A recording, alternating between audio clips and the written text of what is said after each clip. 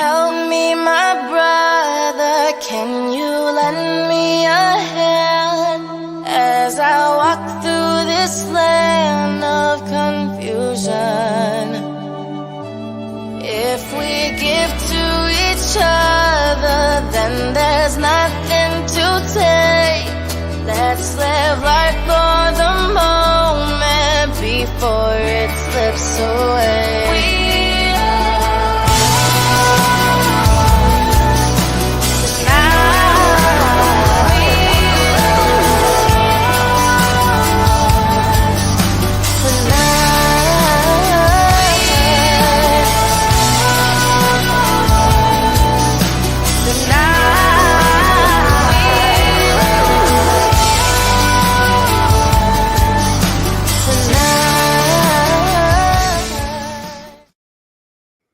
Hey, good morning. Good morning. How is Jillian today?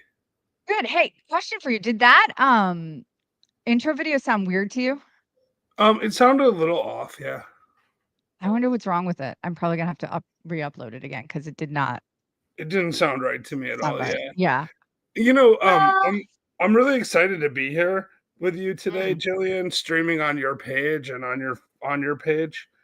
Oh, can But you share that? I couldn't put it in let's the group, and it's I supposed to was be in the just group. gonna say, like, you didn't put it on my page, you didn't put it in the group. I'm like, Okay. Your page, I tried to put it on your page, but your Facebook actually isn't connected to the account, so I wasn't able to. because we haven't done this in so long that it I know. unconnected itself. I shared I it a know. couple places just now, though. Couple of things I'm noticing. I put way too much makeup on and I look like a doll. I look like a China doll right now. SpaceX. Oh, I love that. Yeah, see, Where'd I you get got this that? I got this at the Falcon Heavy launch, actually. Like, do you Oh, in remember when Florida? Elon Musk do you remember when Elon Musk was crazy and everyone thought there's no possible way you could take rockets off and then land them back at the same place they took off from? See, Remember I that? never thought that was crazy. Like the funny thing is I never That's thought because that you was haven't crazy. seen it done. Oh my god, it's insane. I've So no, I've seen it now. you I've saw it seen in it person now. though? Like, I mean in No, person? not in Oh, person. yeah, No. so that's where I got this. I went to the the first ever launch of the Falcon Heavy, the one that had the 3 rockets, right? Mhm. And, Mhm. in the big like, was the biggest it was up until the Starship, it was the biggest, spaceship that had been launched since the Apollo missions. The Starship is actually bigger than the Saturn rockets from the Apollo missions, but this is when he launched his car into space. You remember that? No, I I was don't. there. I saw that live. He It was he launched a amazing. car into space? Yeah, he put his car inside the Falcon Heavy in the payload, and then he put it was a Tesla Roadster, right? And Okay. inside of the Tesla Roadster, he put a little like spacesuit, like it looked like there was a fake astronaut driving it, and then Yeah, they yeah, mounted yeah. cameras on it and everything. And the pictures that came out, like if you look at them now, like Tesla orbiting Earth pictures, they look like they're photoshopped, but they're real because he actually put his Tesla in orbit around Earth and then he sent it out towards Mars. And I guess it's almost to Mars now. Listen, the man is Love him or hate him, I he's an innovator.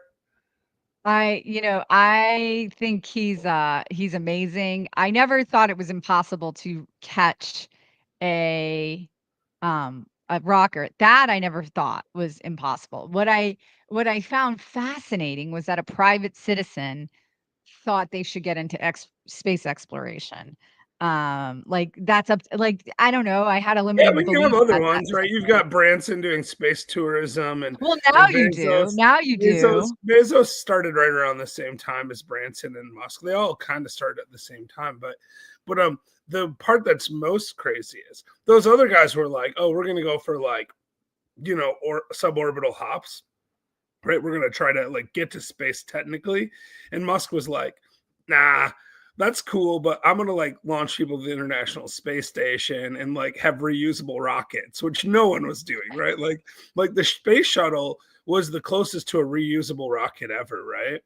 And the Yeah. space shuttles, they reused the shuttle, but they didn't reuse the rockets. The rockets Yeah. are expensive and they made new rockets for every launch of the space shuttle. The thing about, I wish I had just a little bit of what Elon Musk You do. You has. do. You have a little bit of it. You just need a little Hold bit on. more. Really? Because I'm about to text my husband to bring me coffee. I got coffee in a SpaceX cup, so it's a little bit Coffee. Elon Musk I right like here. that's what made me think of it. It was like, I really want some. Can you bring me some coffee if you make some very tired? I I kind mean, of I'm so jealous tired. I about that got I 'cause I full I love gotta your I coffee gotta maker. I only got 10 hours of sleep last night. I'm exhausted. Oh yeah, I know, me too. It's horrible. I slept until now, basically. I don't know I how I'm didn't gonna sleep that function late, with but only well, it's 9:30 here, so you're an hour ahead of me. So I still didn't sleep till 9:30 or yeah, 9 well, o'clock. I'm just saying I Oh, didn't really either. It was more like 8, but still. yeah. All right. So We what are we went here for bowling today? last night. I went bowling. Yeah, well, bowling. Yes, I went bowling yesterday with Grilled Cheese Girl and her fiance. I love grilled cheese girl. Yeah, Um, she's great. okay, so Jeff We has a talked about you. Sweet girl. Like, I'm gonna tell the story because I was horrified. It was the day, like, 2 days after the pandemic started and everybody was telling you to stay away from everything, and Jeff has It was like 2 weeks. The 2 weeks, shutdown so it was was already well in even force. worse, even worse. So the lockdowns are happening and Jeff, like, really wanted, food, and so he goes to this restaurant called the End of is it the End of Track? Track's End. You're close, yeah, The Track's Track's End. End. Yeah. Trax End. He goes to this restaurant called Trax End in Chattanooga, and there's a woman there. I didn't know this woman at the time, and he just kept telling me like, "Oh, there's a waitress there that's like really nice to me and is good to me and blah blah blah blah blah." And he still went to Trax End even though the restaurant wasn't No, open and no, ordered food. in fairness, they were carry out only, right? Because they were essential Period service. only. Right. Yeah, they're Yes. essential So service she because comes they serve the railroaders. That's why they're called Track's End. Yeah, so she comes and brings him his sandwich to his car. He opens the he's talking to her. He opens the sandwich, starts eating the sandwich, and she goes, "That looks really good." Like, this is the waitress. She goes, "That looks Now, really good." in fairness, that's not at all what happened. She said, "Did you really order a grilled cheese with bacon on it?" And I'm like, "Yeah, it's delicious." And then I showed it to her, and she said, "Can I have a bite?" That's She what she said. asked for a bite. Yeah, She that's asked I don't for a know, bite. both of you are crazy. She asked for a bite. She takes it. He gives her a bite. She takes a bite. Like, now, by the way, this is a strange story. Period. Because Jeff's not in a relationship with this woman. He knows her from this restaurant, and she's a lovely lady. But She's like, really yeah. nice. Yeah, So yeah. Like I said, I went bowling with her and her fiance last night yeah. with my So girlfriend. The four of us went out bowling. We had a great but time. he gives her a bite of his sandwich in the middle of the pandemic when we had no idea what was really happening. She didn't have COVID. I mean, and Anyhow, I let's didn't get to get what we're COVID. supposed to be talking about. It was fine. I survived. She survived. We got to go bowling last night. So we bet last night. We were a little drinky, So I had a few drinks, and we bet on the outcome of a bowling game. Okay, bowling game, is that what they call them Yes, around I now? don't know what they call them. It's what I call it, a bowling game. We bowled. It was Grilled Okay, Cheese Girl versus me, and okay. the final score, because we're both awesome bowlers, was 107 to 108. I think my 9-year-old does better at bowling. 107 to 108. That That's was the pretty bad. outcome, and we bet $100 on it, and it Oh, came so down who to was 108? Was it you? 1 pin. No, she got a freaking spare in the 10th and picked up 3 pins to get 108 on the spare in the 10th. Wow, I was like, "You wow. gotta be kidding me. You gotta be kidding me." I That's don't all I know. got. I liked bowling, but I don't like wearing those shoes, and you have to wear Oh, the these shoes. shoes were so stylish last night. They were so cute. Really? No, they're bowling shoes. Of course Oh, not. I was gonna say, I didn't know if, like, they came up with new bowling shoes or I used to something. have my own bowling shoes back when I used to bowl sometimes. This is the first time I Wait a bowled in minute. like You a used to decade. bowl, like, so regularly that you had your own shoes, but you bowled 107 last night? I That told is you not a good I look was for very you. drunk. First of all, I was very drunk. Secondly, I mean, I Ubered to the bowling alley. That's how drunk I was. Oh my god. Secondly, well, that was probably good because I was more drunk when I left the bowling alley. It would have been really bad if I hadn't Ubered. But, I mean, I would have just I don't know left if my I'd be car there. admitting all this drinking, but keep No, I would going. have left my car there. I'm it's okay, just drinking. It was a Saturday night. But anyway, so I used to bowl a bit, but I haven't bowled in like a couple of decades. Like basically since I moved to Tennessee, I really haven't gone bowling. Oh, all right. Well, let's get to it. Let's get to it. What should we do to win the next 4 years? Basically, how do you build an extraordinary life when you're living among uncertainty? And maybe some of you aren't living among uncertainty. Maybe you're okay with the election. How do you feel, Jeffrey? About the election or like about the next 4 years or the Both. next 4 days? Okay. Well, I feel really positive about my life personally right now, so I'll start there. I don't know if you know this or not, but I have this friend and business partner named Jillian Sidoti, and the two. Have you heard of her? She's amazing. And anyway, the two of us are going to do a goal setting retreat in Puerto Rico, like I don't know, 12 days from now or something like that. So I'm excited about that.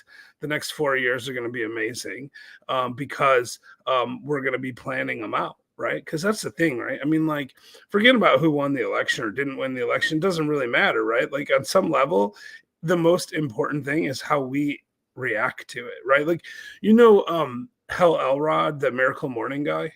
Mm-hmm. So he has this quote that I love. And one time I tried to tell him the quote. Like I was like, oh, I quoted you the other day. And he's like, what quote? And I told him, and he's like, I never said that. And he was like, what I actually said was this. And so I have it right now. I quoted him wrong for years, but the correct quote is, the moment you accept 100% responsibility for everything in your life is the moment you can change anything in your life. I love that. What did you say to him? I don't remember. I've forgotten it. I don't want to remember that. Oh, you I can go see. back and listen to the Bigger Pockets episode, and then you find out. Like, I don't know, whatever I Okay. said in there was wrong. Like, Okay. Fair. I All right, also, great. by the way, found out that I've been misquoting Richard Branson for years too. Oh I yeah. found this out with ChatGPT the other day.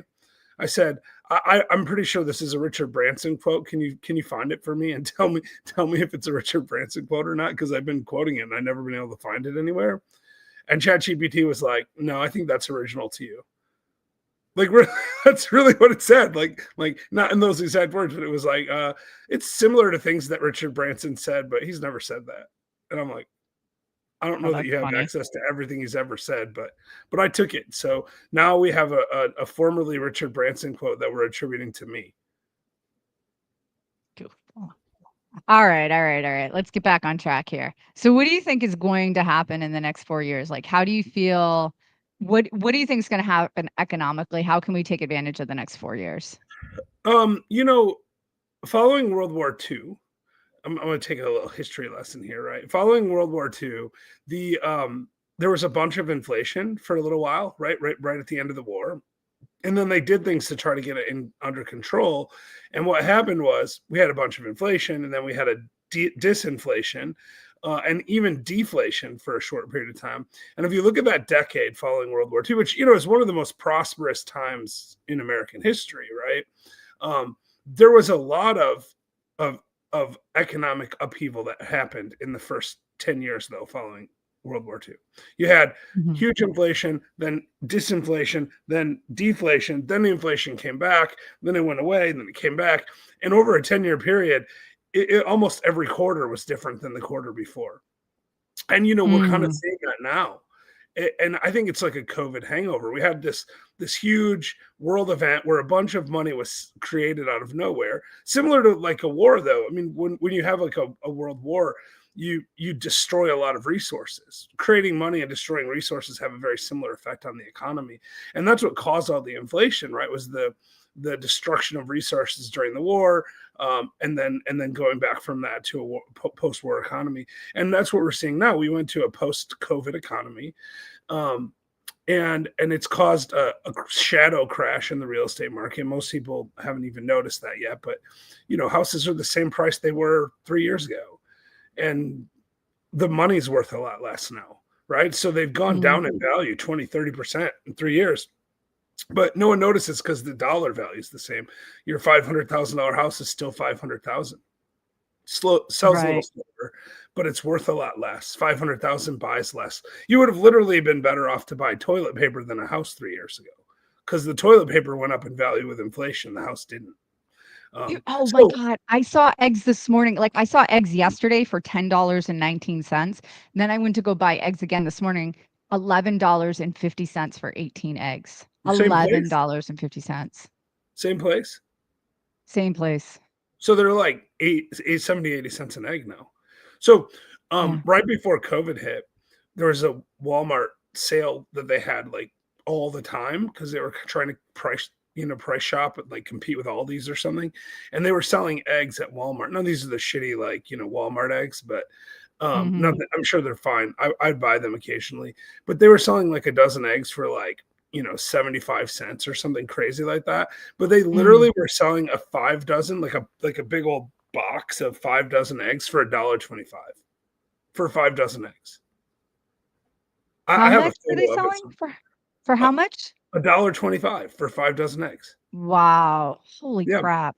Yeah, my dad was like, "Oh, we need to go to Walmart and buy 5 dozen eggs each." And I'm like, "No, I'm good with just buying a dozen for 75 cents." He's like, "It's such a better deal to buy 5 dozen." I'm like, "It's not for me because I'm not going to eat 5 dozen eggs." Right. I Like mean, I'm you not can't going to even like waste. it's not even something you can like really freeze, right? No, no. I mean, they do last a while, so like, listen, if you had a family buying 5 dozen eggs, it's possible to eat 5 dozen eggs before they go bad. You have a couple kids. If your husband and your 3 boys ate eggs every morning for breakfast, you'd go through 5 dozen eggs in a week or two. I mean, you would. And if you did that, like, sure. But it was just me by myself. Like, I'm not going to eat 5 dozen eggs. Like, I eat Mhm. eggs almost every day, but I eat like 3 eggs a day. So 5 dozen Mhm. will last a long time. Mhm. Mhm. Mhm. But anyway, I don't so know. to get I back think to the prices have to come down. How do you think they're gonna how are we gonna accomplish getting prices down? Well, see, that's the problem with inflation, right? Is it's cumulative, right? So, inflation's 2% now or whatever, according to the feds, right? Um, I can't but two, believe that though. yeah, but it's I mean, 2% on top of the already inflated on the prices. 25% we Yeah, already yeah. So like, experienced, right? so I mean, Yeah. the thing is like, if something costs $1 and it goes up 2%, it goes to $1.02, right? It's so But if funny something costs because this is before the election or even now to some extent. I was trying to explain to people, people would say like inflation's coming down. It's like, no, we need to have deflation in order to correct the situation. You can't just have inflation on top of inflation and call it good. yeah, yeah. I mean, We it's had still, 25% inflation. yeah, that's disinflation, right? That's like when inflation is decelerating, and that's fine, and we needed that. But like, yeah, what I was saying is like, if you start at $1 and you go up 2%, it's $1.02. It's not that big of a deal, right? But if you start at $1 and you go up 30% to $1.30, and then you go up 2% the next year, you didn't go from $1 to $1.02. Or even from $1.30 to $1.32, right? Like you Right. get inflation on inflation. It's cumulative. It's like compounding Right. interest. So Yeah. whatever that is, it's like 3 cents instead of 2 cents, which isn't that bad. But when you're putting it on top of 30 cents, right? Right. Now you're at $1.33 instead of $1.02. It's a big difference. And there's no way to fix it. Like, yes, to get the price back to $1, we'd have to have uh deflation, but we don't want deflation. Deflation is terrible for the economy. What we need prices to stay stable for a long time, and we need wages to catch back up because wages are driven by inflation, just like everything else in the economy. And things get out of whack, right? Like houses, the reason they haven't gone up in value is they were going up faster than inflation for a long time. And if you look at it over a 50 or 100-year period, houses really go up at the rate of inflation. And inflation, Mhm. when they get above the rate of inflation, like they did in 2006, 2007, they had to come down or inflation had to go up. We didn't have a bunch of inflation, so prices of houses went down. This time, we had a bunch of inflation, so the houses didn't have to go down in value or in Yeah. dollars. They went down in Right. value. But Right. the point is they regress to an inflationary mean. So to answer your question after all of this background material, I believe that it's really hard to know what the economy will do over the next 4 years. Certainly we'll see some tax changes, I think, from the new Congress and the new administration. Those things and deregulation of some form, those things will help the economy to expand, which might cause inflation to come back worse, though, because inflation is really just an overheated economy. There's too much money in the economy, right? And in the short run, growth can cause inflation. Um, That's all right though, because it normalizes, right? But it could be painful. And I think that's what happened after World War II, right? It ended up good. Everyone knows that the 60s were amazing, right? But the 50s were challenging. And the great post-war boom didn't happen in 1945. It happened in 1955. So we're 5 years Yeah. past the pandemic, right? Like since the start of the pandemic, we're 3.5 years or whatever past the real reopening of the economy, maybe 3 years from when the economy fully reopened. So we have a couple of years left. It might not be 10, but it might be 2 or 3 more years of bouncing inflation where things go. Maybe prices go down a little bit, but then they go back up and then they go down. I mean, it could be challenging. We could see asset values go up or down rapidly. There's a lot of uncertainty, but the thing is, you make a lot of money in markets that move. You know why people are complaining they can't make money in the real estate market right now is because nothing's changing, right? Everything's staying the same price and things are expensive and interest rates are high. But when inflation starts bouncing around, interest rates will go up and down. Up and down is actually almost better than just low interest rates from like an opportunity perspective. Changes, disruption, those are where all the money is made. Right, right, right. But I guess my question is like, okay, what do we invest in? Where do we go? Like if we know we have to wait for these changes, where do we go? And are the like let's talk about tariffs for a second. What about Tariffs? tariffs? Oh, What happens tariffs. I with thought you those? said terrorists. I'm like, why would we're pivoting to terrorism now? Like tariffs. Interesting. Tariffs, not Yeah, I terrorism. got you. Yeah, I know. I heard you wrong the first time. I figured it out. Tariffs. Yeah. So tariffs are really interesting, right? Because um, you know, President-elect Trump has said that he's going to implement tariffs and that he's going to use tariffs like to defend American workers, and that does sound good. But there's also like a free trade argument against that. Like for years we've been in a free trade economy. We have things like NAFTA, and there's further free trade and reduction of tariff agreements with almost every country in the world in the U.S. And there's advantages to that. Because it allows them to access to our markets and we get cheaper consumer goods as a result of that. And those things control inflation. Like when China sells us stuff cheaper, that's deflation, right? Things are getting cheaper. We Right. see deflation in technology all the time, right? The newest computer does way more than a computer from 10 years ago and costs roughly the same or a little bit less than a computer cost 10 years ago. Like that's deflation, Yeah. right? Yeah. A better product for less money. That's deflation. So we see that happening. And if you put tariffs on things, then that deflation and that kind of cost reduction cannot occur. So that is kind of concerning. That being said, just yesterday, or maybe the day before now, Trump nominated a Treasury secretary. Forget the guy's name right now, but he was a hedge fund manager for years. He's a very successful hedge fund manager. Interestingly, the first openly gay nominated Treasury secretary. Him Mhm. and his husband have 2 children and live in North Carolina, I think. But he has given some interviews since he was nominated and said that he doesn't believe, he's very, very close to Trump. He said, I don't believe that Trump's actually going to put a lot of tariffs on. He's using tariffs to level the playing field as a negotiation tactic, as a protectionist measure against other countries that are Yeah, because if in he the threatens unfair. China with that, for example, like to me, I would say this: our biggest enemy, if we're looking at, and I think, I think it's very dangerous to look at other people in the world, or entire countries as our enemy.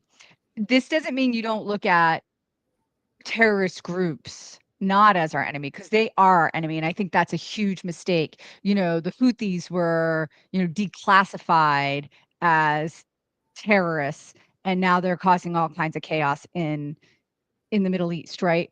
So I don't think we don't look at these terrorist groups, these factions, as as not enemies, kind of like this might sound weird. The Germans weren't the enemy, the Nazis were. Yeah, of course. There's a I mean, difference, the right? German people, a large percentage of the German people were against what the Nazis were doing. Right. No, So I there have a were yeah, quite a I few have a that real were for what they were doing too, right? And it's the right. same in the Middle East right now. You know, when you're dealing with places like Syria or Iran, there are tons of people in those places. I mean, even Palestine, right? There are lots of people in these places that are just innocent victims of their governments and of the people Yeah. that are pushing the agendas. And Yeah. you know, So listen, I had a really interesting conversation in the Dominican Republic about war with some local people there when I was there a month ago or so, and every single one of them said the same thing. They're like, nobody wants war, and interestingly, they were very pro-Trump. I talked to like 10 different people, different parts of the island, and they were all like, I hope Trump wins because we don't want war. And you know, we don't no, want who war. And does? I think I can tell you who does. Like this was a huge you as you know, this was a huge yeah, issue for me. Like I remember very clearly, Operation Desert Shield, Operation Desert Storm during George Senior, and then, all of the wars that the two major conflicts that were started after 9/11, in hindsight, that don't make a lot of sense. I think, we were all just up in a tizzy, so sure. we I believed what mean, you might anybody have told us. you probably could make a legitimate argument that Afghanistan made sense, but it's really hard to see how we went back to Iraq, right? Like, what was Right, the point? Um, right. in Afghanistan, like, we should have had a much clearer plan, but it is what it is, right? But the thing is, those neocons and frankly, the people on the left all like war because war's good for the economy and gives them things to like, that saber rattling and the war bounce, right, that people get Yeah, when they're in war. Like, people are like, oh, we have to support them, we're in war, right? Like, we have to support our government, we're in war. And that's what happens in the Middle East too, right? I mean, and that's what happened frankly with the Nazis too, right? It was like, we're gonna we're gonna go and we're gonna make Germany a better place, and we're gonna do all this stuff, right? Like that kind of behavior is attractive. It just is, right? Like, but when you're in war, people get clouded vision. And what I think is really interesting about Trump, and that's why I was mentioning the Dominican Republic people saying that they would vote for Trump if they could. Obviously, they can't.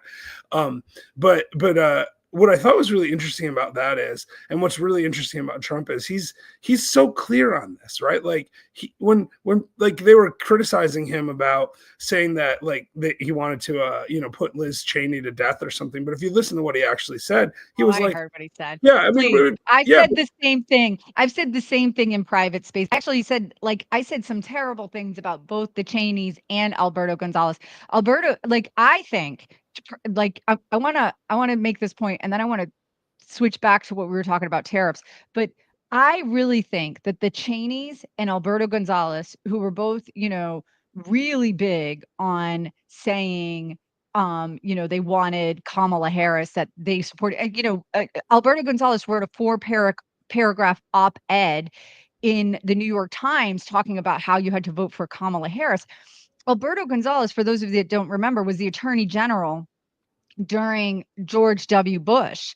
And he also was, he was his like legal advisor during the yeah, well, transition. yeah, And he, he was the one that pushed the Guantanamo Bay torture regime, right? right, Like, he that's my defended it point. Is and pushed he it. pushed all this. Yeah, he pushed all this, but he did some really, I mean, the list of terrible things Alberto Gonzalez did that we know about is really, really lengthy. And you can go and Google search this. I'm not going to go through it. That's not the point of this.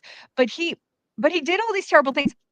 And then he was, brought in front of Congress to be not cross-examined. What's the word I'm looking for? Interrogated or Yeah, questioned or what have whatever. you. Yeah. So Yeah, and he came into Congress, he did that, and then he just resigned, and that was the end of it. And the reality is if we really take a hard look at what happened there, the reality is that Alberto Gonzalez probably should be in jail for the rest of his life for war crimes.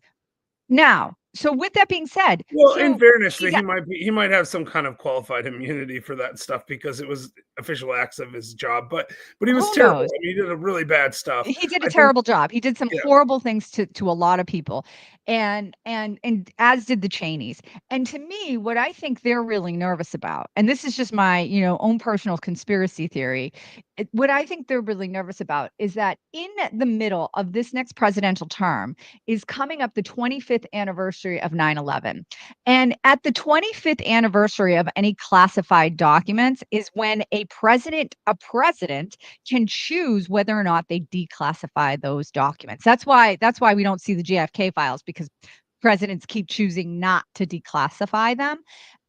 But now the 25th anniversary is coming up. It's going to be our first chance to declassify those documents. And I think the Cheneys and Alberto Gonzalez and the people of that ilk, are very, very nervous about the potential of Trump because Trump has nothing to lose now, right? So they're nervous about him declassifying. They could control Kamala Harris to a certain extent. They could say, "Don't you dare," in some way, shape, or form.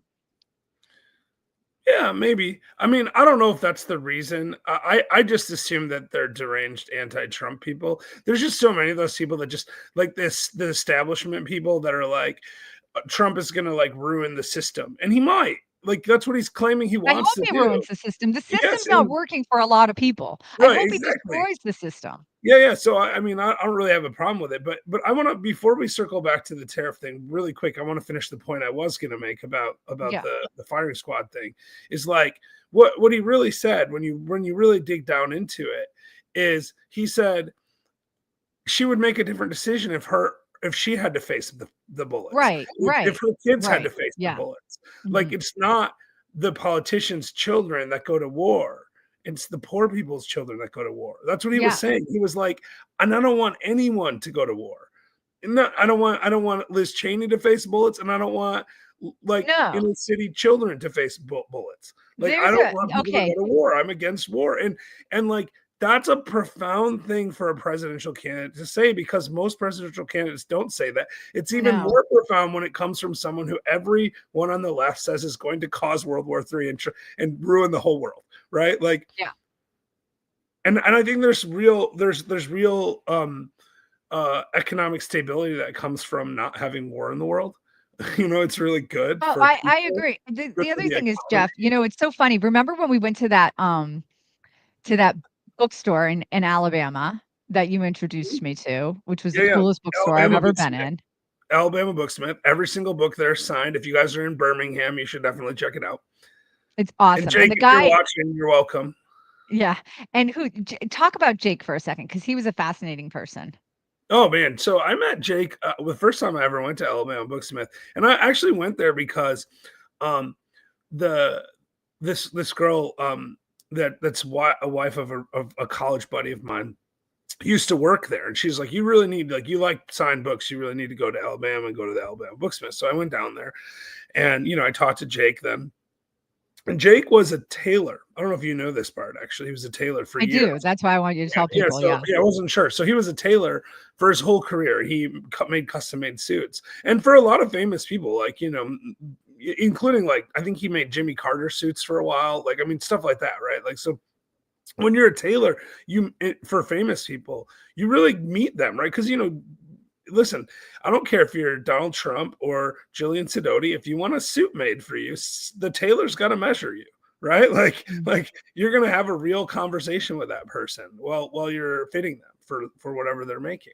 So he did that his whole life, and then after all that, he decided to start a bookstore, and then he started this concept of getting signed books, and he gets all of his books from the publisher. These aren't brand new. These aren't like I'm buying used books and selling them, getting Yeah. somebody them. He's getting them directly from the publishers. He spent, I don't know, 30 years now or something building relationships with the publishers so that he gets books delivered to his store signed.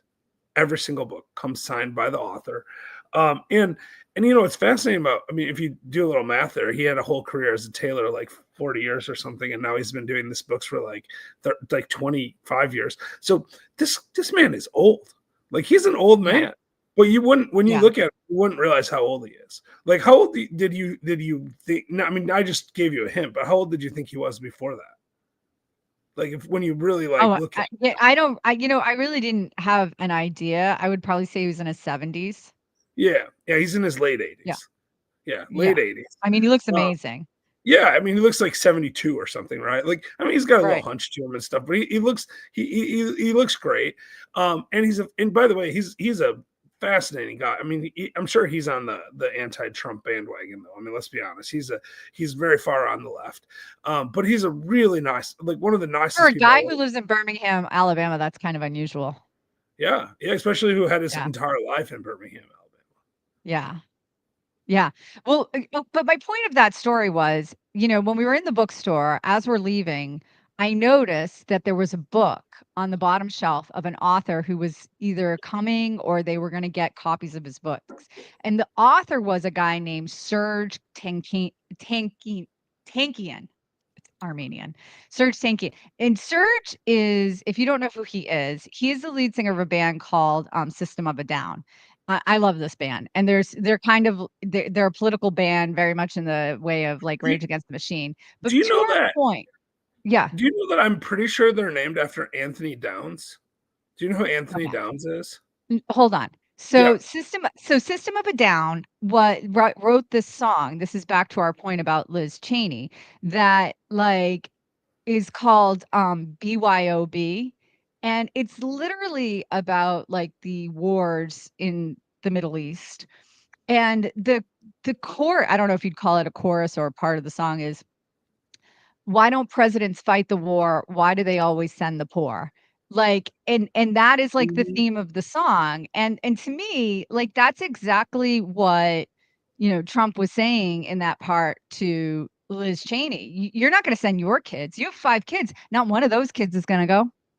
You Right, didn't and go. I Your think dad that's didn't what go. resonated with the Dominicans, right? Like, Mm, it's the same thing. They were like when we go to war, we're the ones that get sent, like the local people that don't have resources, and they're like, we don't want to go to war, and they're afraid of World War III. Like, there's real fear of that. We're insulated from it a little bit here in the United States, mhm. but the rest of the world is terrified of World War III right now. Like Yeah. like they're really afraid. Like Yeah. Well, see, this is Europe's a tinderbox. We had intercontinental ballistic missiles launched by Russia just this week. Intercontinental ballistic missiles.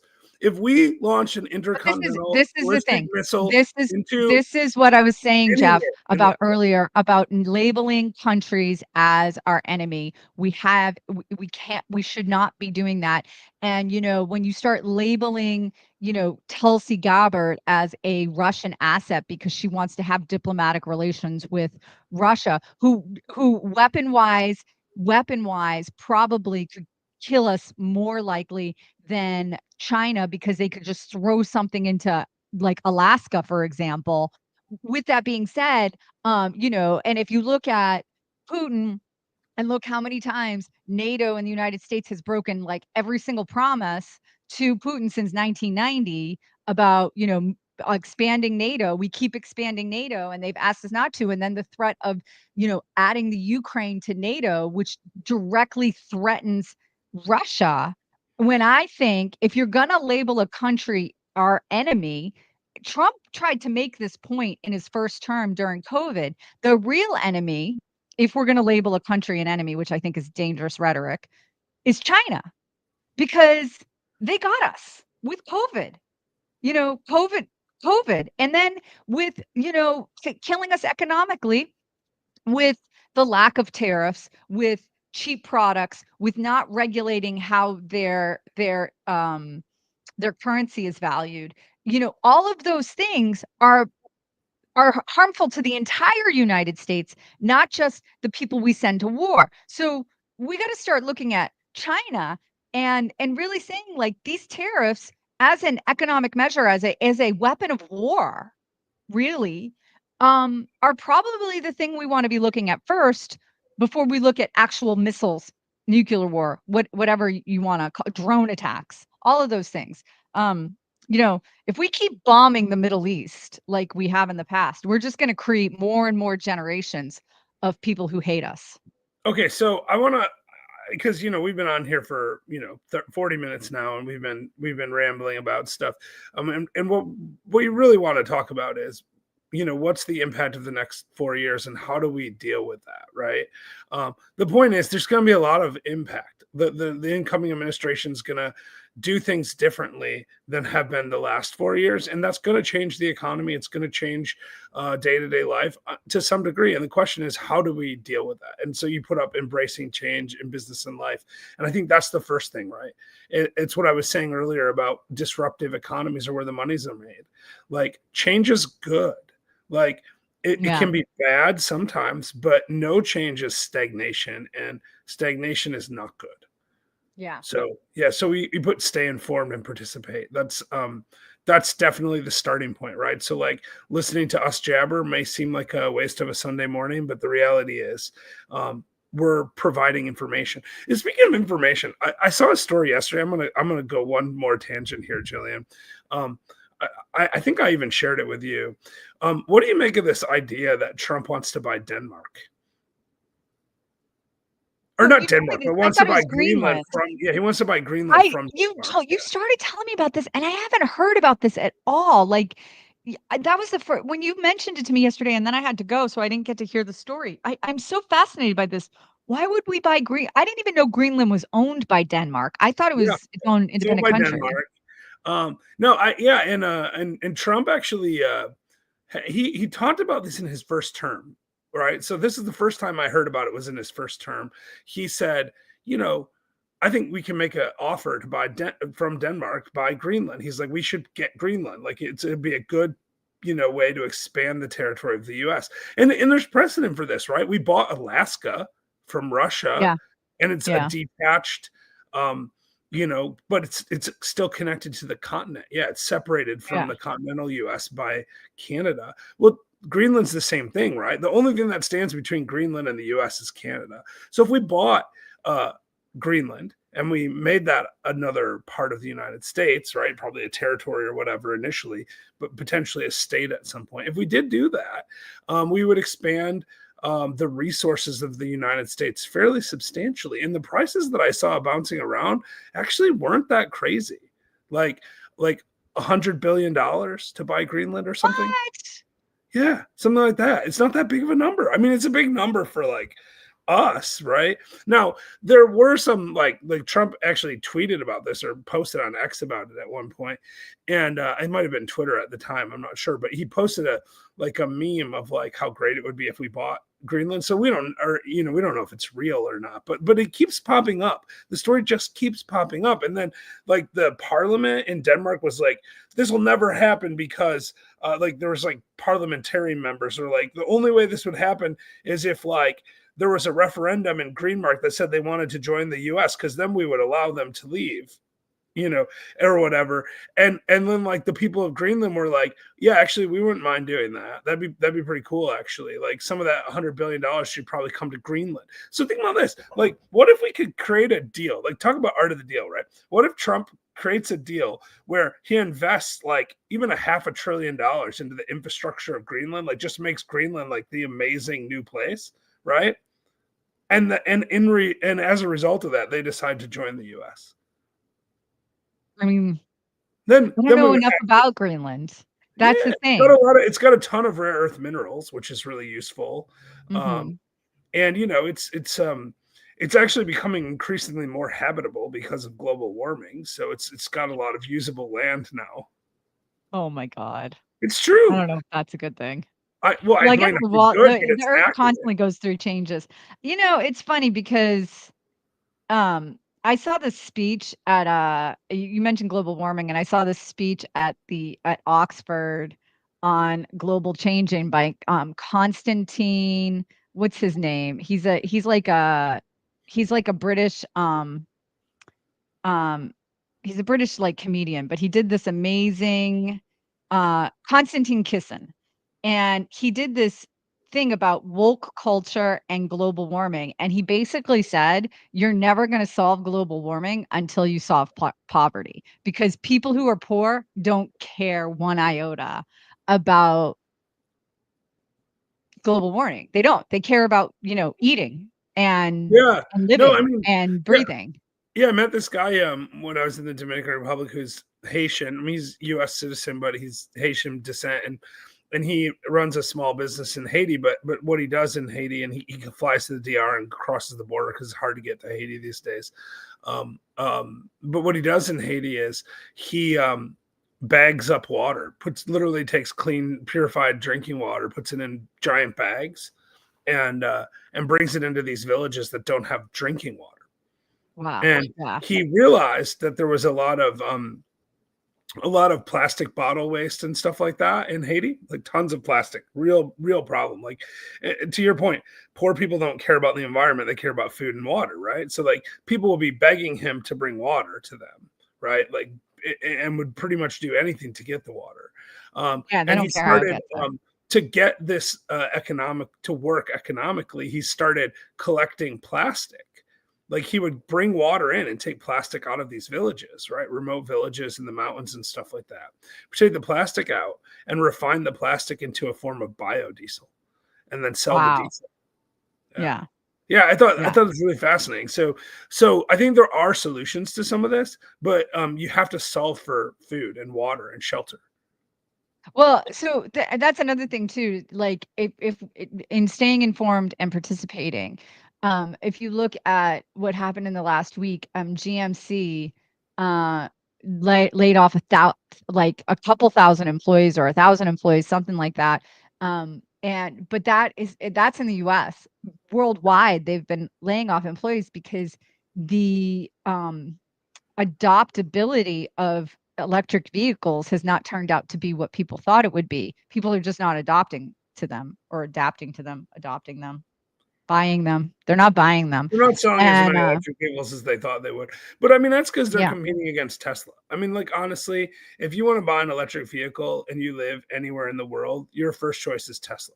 It just is. yeah, It's like the I mean, as much as I hate iPhones, it's the iPhone of cars. It's the one that's trendy and everyone wants, even though yeah, it might not even be better than the other electric cars, right? Like I will put my Android phone up against any iPhone, but you know who sells more phones? Than you know what phone sells a lot better than the Pixel 9 Pro, which is an amazing phone? what's Freaking that? newest iPhone every time. Yeah, They sell way yeah, more. I mean, in the aggregate, more Androids are sold, but that's because of all the cheap, like, you know, the $200 phones and stuff. Are because there's no cheap iPhone. There's just the one iPhone, right? The new iPhone that came out. It is what it is. yeah, yeah. And the the big thing is that you also have to think about fostering a culture of adaptability. So maybe we're not going to adapt EVs very anytime soon, but I do think something, especially in the last couple of weeks, and we see this every 4 years or, so where, you know, crypto goes on a massive run. And I do think there's going to be some cryptos out there, not necessarily Bitcoin, that are going to be the future. Um, differing opinions on this for sure.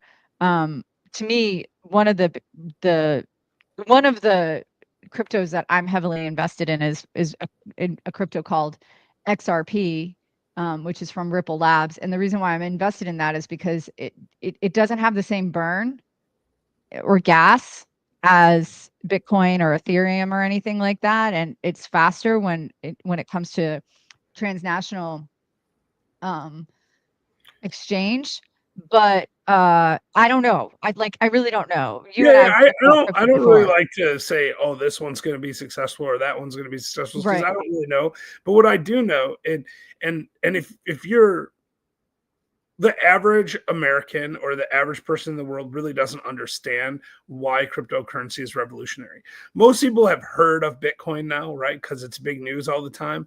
But very few people actually get the underlying mechanism. Why is Bitcoin important? Why is cryptocurrency in general important? And even people in the communities don't always recognize it. They always say things like, "Oh, well, it's decentralized, so it's not regulated and controlled by the government." Well, yeah, that's part of why it's important. But the real reason it's important is the underlying technology is fascinating.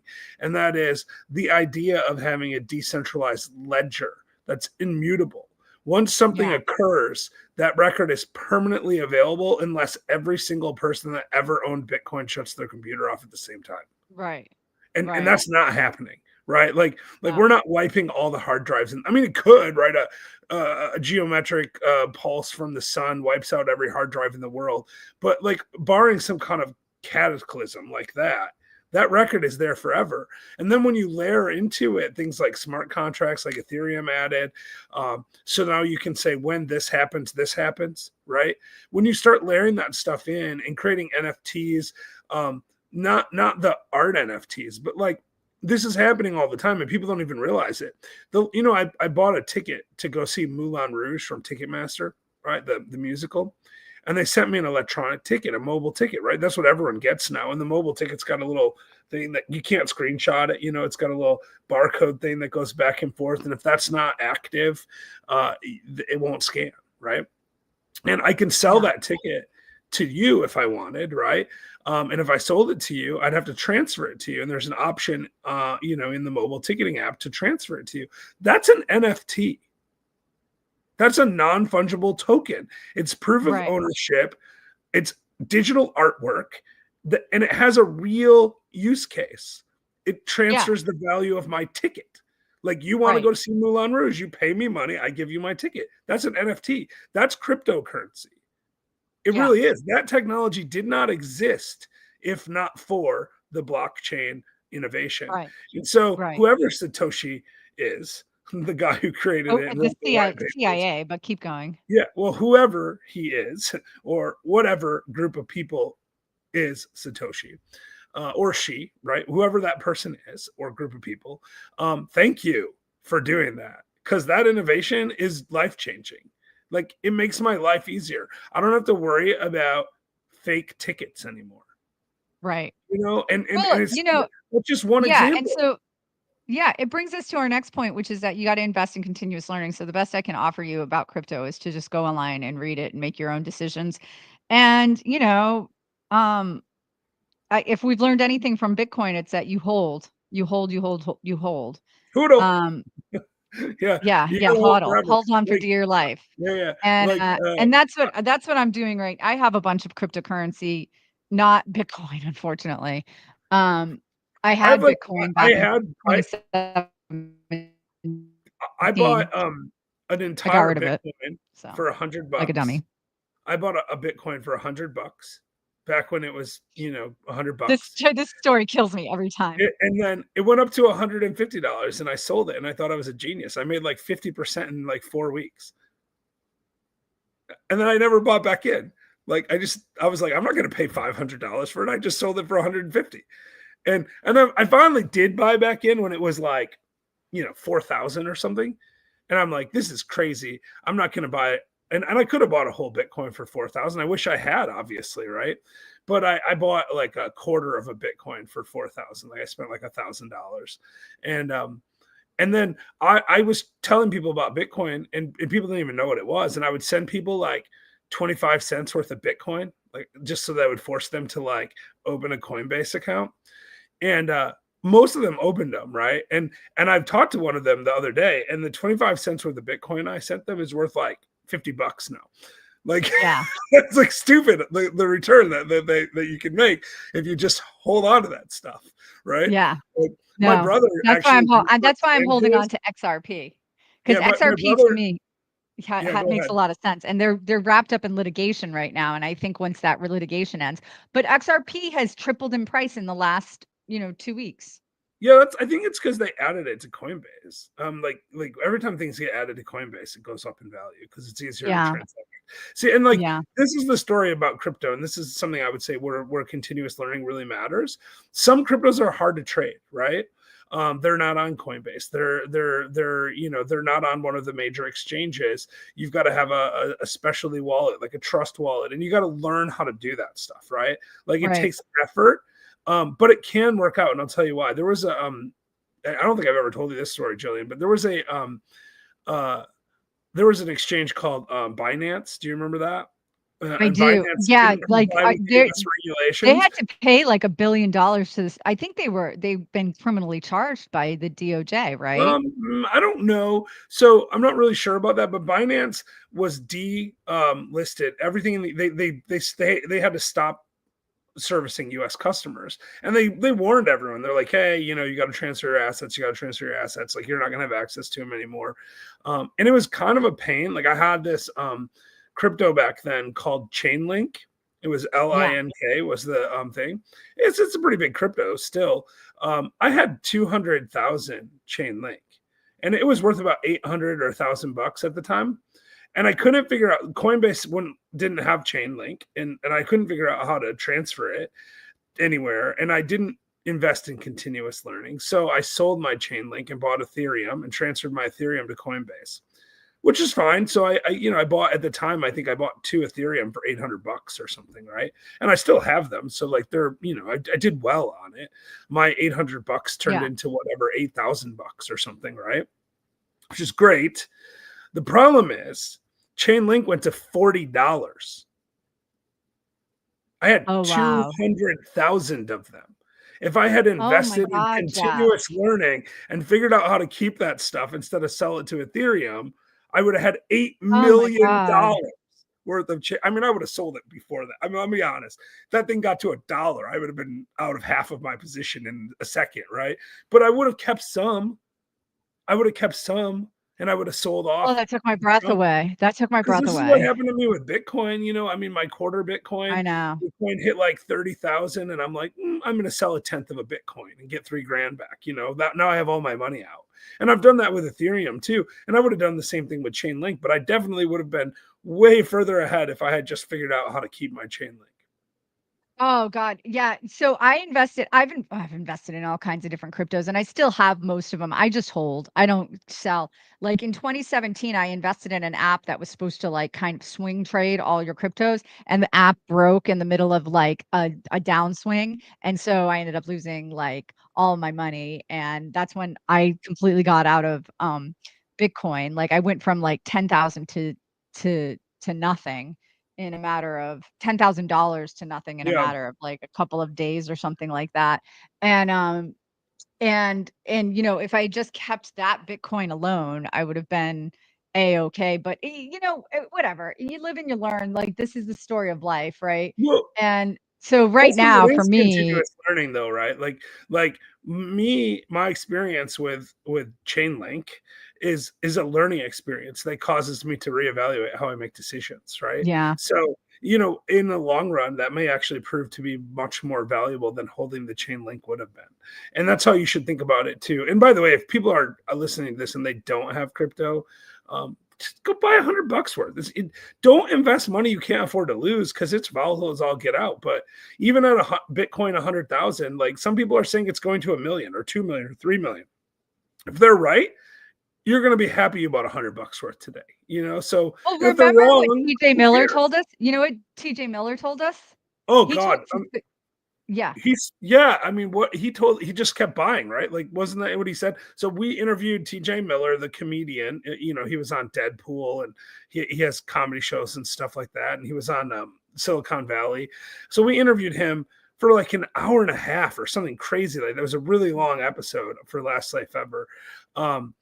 And he was talking about how he knew the Winklevoss twins, right, and all that stuff, and how those guys thought that buying Bitcoin at 50,000 was like the steal of the century, right? And then when Bitcoin went down after that, and it did go down after that, right, to 20,000 or something, I remember thinking like, I wonder if TJ Miller's still holding his crypto. That's what I thought because he said he just buys Yeah. it, like he gets a little extra money, buys some.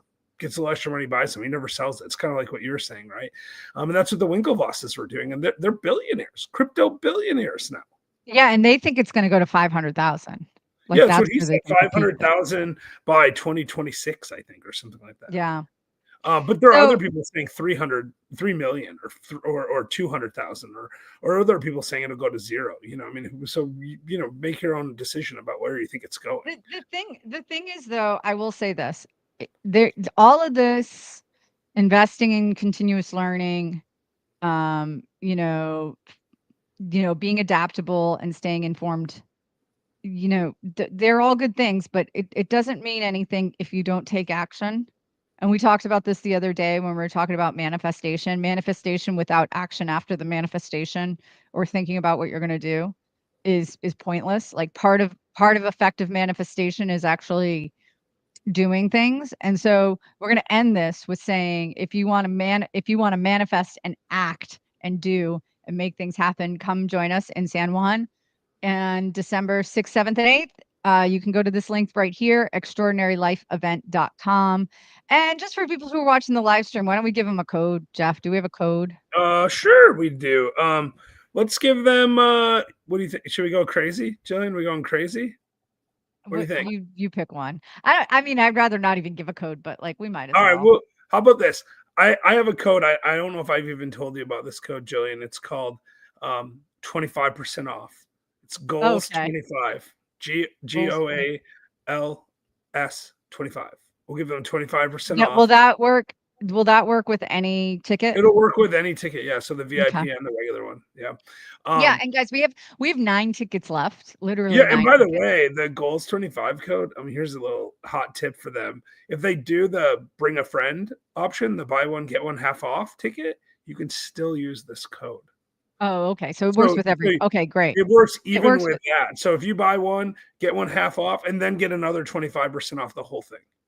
Yeah, perfect. All right. So go to extraordinarylifeevent.com, put in the code GOALS25. Join us on December 6th, 7th, and 8th to change your life for the better and do all these things and be ready for the next 4 years and be ready and live the best version of your life for the next 4 years and beyond.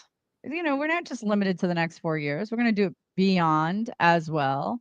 And we want you to live the best version of your life, Jillian. That's literally what we say every time we end the show, right? Like we want to remind people to live the very best version of their last life ever. And this is just one way that we do that. I'm going to do a little bit of a sales pitch here. One of the things I hear all the time from people is that they are not living to their full potential. And they don't know how to live they forgot. Like since the pandemic, they've forgotten how to live to their full potential. I get it. You and I have been in the same place, but you have to stay informed. You have to participate. You have to be adaptable. You have to, invest in ongoing knowledge and then also another part of this is communicating and reaching out to resources that can actually help you move your own ball forward or, help you get the future you want. We live in a society that requires community. And we want to help you find that community and even provide that community for you. And at this event, at the Extraordinary Life event, we're literally going to have some super big rock stars there in so many different spaces. We have one guy who's owned like nightclubs. He's coming to move his ball forward, right? He's very successful nightclubs, throughout the United States. Then we have another woman who I'm super excited to see because I'm actually invested with her, who's done luxury resorts all over the place, all over. Yeah. Amazing. Yeah. I love her too. So happy she's going to be there. She's going to be there and she can show you how she does, these luxury words, and she's coming to move her ball forward. So this, like, if you're feeling like, oh, I don't know, who's going to be there? Or is it going to be people like me who don't know what they're doing with their life? No, it's going to be people just like you who are doing something with their life and want to do more. That's right. And it's not, it's not just the nightclubs and the resorts. We've got home builders, giant project managers, people that own, 7-figure businesses that do, marketing. I could like one guy has a furniture business that is like unbelievable, like repurposing used furniture and selling them to the offices and stuff like that, and he's been doing it for 2 decades now, right? I mean, there's so many, and these guys they're huge. They have big ideas. I know there's one guy who him and his wife just bought a place in Colombia and they're planning on spending like half a year in Colombia every year. Like, I mean, just people doing crazy cool stuff that are already successful in their own right, and they're coming Right. because we know that there's always a next level. There's always a next level. And this event is going to teach you how to live an extraordinary life. We're going to apply the extraordinary life formula directly to your experience.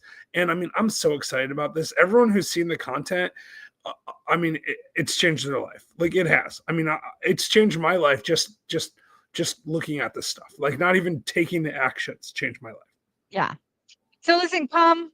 You won't be disappointed. You will change your life for the better. We're gonna end now because we got things to do. Well, yeah, okay. Well, I Sunday, want to say fun day. one more Yeah. thing though, really quick, because I think this is really important.